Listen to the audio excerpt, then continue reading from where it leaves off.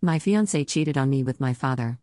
Me 27 male, fiancé 26F call her L, my father 52 meters call him B, my mother 50F call her A. Like many who've had something like this happen, I never thought something like this would happen to me, but here we are.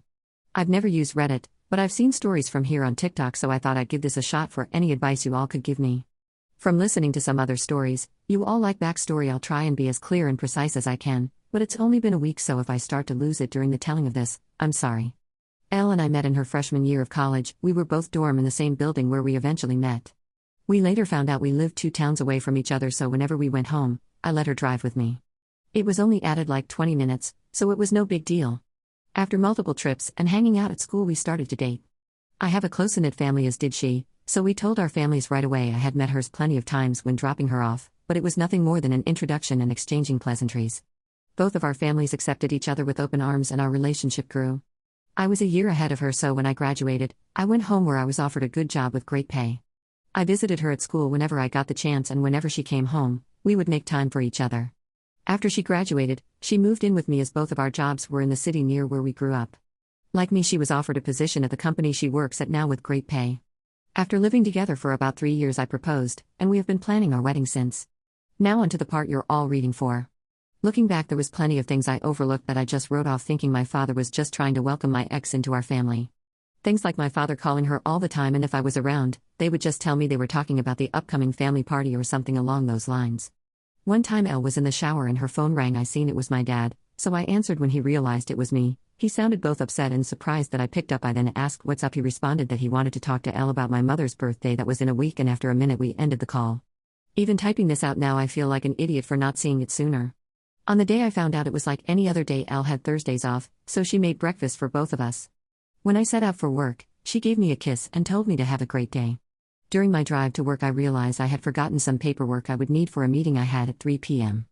I shrugged it off and told myself I would just go home at lunch to get it. Elle texted me throughout the day talking about all the casual stuff a couple talks about, like what do you want for dinner, I did the laundry, do you want me to hang it up for you, blah blah blah.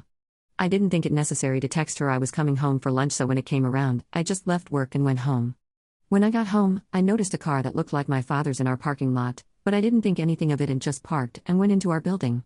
When I opened the door, I was met with a scene out of a movie where a man comes home early and catches his spouse cheating, such a cliché. There was a trail of clothes, both his and hers, leading to my bedroom, and the sound of faint moans echoed through my apartment. I stood at the door in utter shock. My brain was a mix of rage, sadness and disgust, but if you were a fly on my wall, you would see what looked like a statue. I just couldn't move. When I finally snapped to, not knowing how much time had passed, I took out my phone to record. I picked up all the clothes that were on the floor and threw them into the hall of the building. After, I filmed the walk to my bedroom. The door was open. I stood in the doorway filming for about a minute, then flipped on the lights. They both jumped at the sudden light and looked at me, and to my utter shock, it was my father in the bed with her. After the initial stun, my father noticed I was recording and started to panic, trying to find anything to cover himself and telling me to stop recording. He found a towel and wrapped it around himself and started to walk toward me. I told him, if you don't want to get hurt, stop coming to me. He either didn't care or didn't hear me and reached for my phone. I hit him square on the jaw. His head bounced off the door and slumped to the ground. Elle shrieked. I aimed the camera at Elle and said, concerned about your buddy, but nothing to say to your fiancé? My father woke up after about a minute nap, and I told them I just needed to come pick something up for work, so I'm heading back now. If either of you pieces of are here when I get back, I'll send this video to everyone you know. I ended the video, looked at my dad, who was still coming to, and said, you're dead to me. You're no longer my father, but you might want to go home and talk to mom, because I'll be talking to her very soon. I sat in my car for a while until one of the bosses at work called to ask where I was. I told her I was on my way back right now. When I got to her office to hand her the paperwork, I must have looked awful because she started asking what was wrong with me. I told her it was nothing and I'd be okay. I could see her scanning me up and down, and she noticed some blood on my collar and stood up, rushed to me, and said, you're bleeding.